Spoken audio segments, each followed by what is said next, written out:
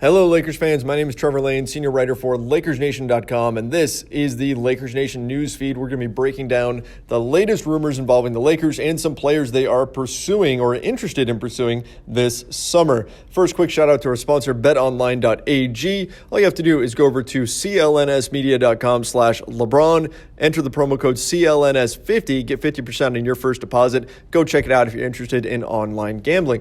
Okay, so the Lakers, according to Sean Devaney of Sporting News, are interested in 3 targets, and one of them is Bradley Beal, another one is Kyle Lowry, and the third one is Derrick Favors. So let's break them down one at a time.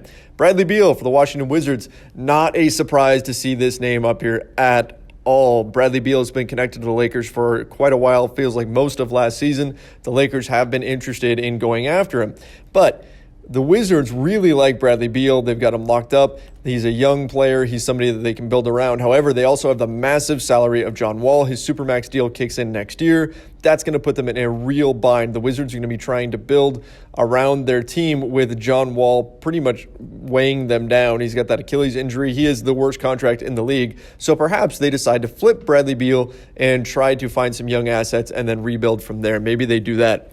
So if Bradley Beal does come on the market, there's one big challenge here. And I've been talking about this for months now, since the Beal rumors came out. Bradley Beal makes $27 million.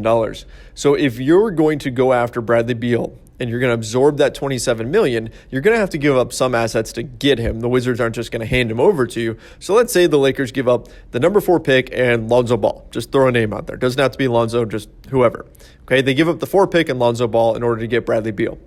All right, if you do that, then the difference between Ball's salary and Beal's salary is going to be somewhere in the range of about $20 million.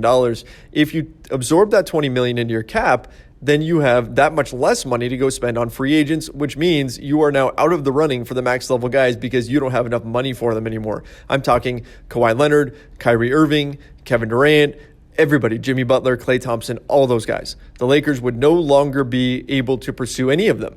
So if you are going after Bradley Beal, most likely you see that take place after free agency has come and gone and we know where all the top pieces are going. So if the Lakers don't get anyone in free agency, then maybe they pursue a trade for a Bradley Beal. It would make a heck of a lot more sense that way because, look, if you're the Lakers, it makes way more sense. It works a lot better if you just use your cap space to go sign a guy like, say, a Kyrie Irving and then keep all your assets rather than spend cap space and give up assets in order to get a Bradley Beal. But still, solid piece, would be a great fit alongside LeBron James, somebody the Lakers should absolutely be interested in if the top free agents turn them down.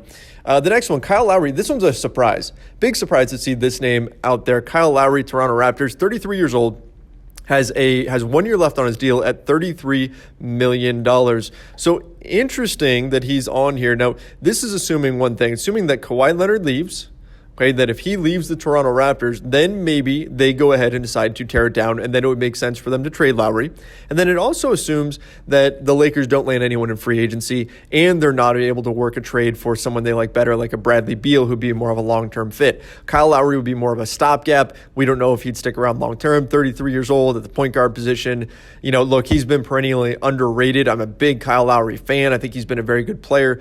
But is he that long-term fit that you want to have? Probably not. At the same time, though, the positive is that because he is older, because he does have a big number for 1 year, you probably get him for a heck of a lot less than you would Bradley Beal. You can pay less in terms of assets that you have to give up in order to get a Kyle Lowry. So that would be the benefit. Again, though, I look at this as more of a stopgap. This is the nuclear option in case the Lakers don't get anyone.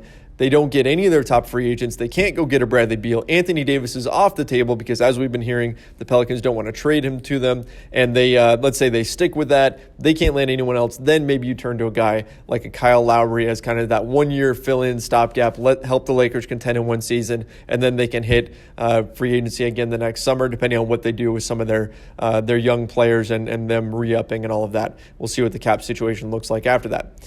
The third guy, Derrick Favors, makes a lot of sense to go after because we know Frank Vogel, new Lakers head coach, his system in Indiana, when it was most successful, had Roy Hibbert protecting the rim. So you're going to want some bigs in there that can help out, that can do the dirty work. And Favors can do that to a degree. Now, of course, people are going to say, why not just bring back JaVale McGee? And maybe they do. But perhaps JaVale gets a big offer somewhere else or things just don't work out. You want to have other options. Derrick Favors will be a good one.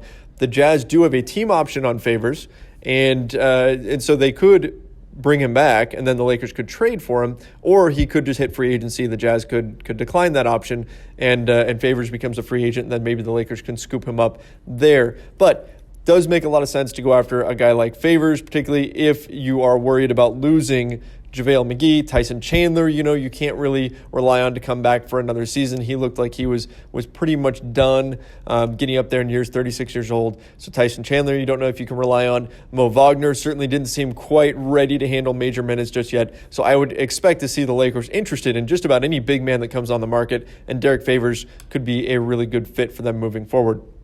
All right, guys, that's going to wrap things up for today. For more on this story and everything else going on in the world of the Los Angeles Lakers, make sure you head over to LakersNation.com and keep it tuned to the Lakers Nation YouTube channel. And, of course, follow us on social media at Lakers Nation on Twitter and Facebook, at Lakers Nation Official on Instagram. And you can follow me if you want on Twitter at Trevor_Lane. Until next time, see ya.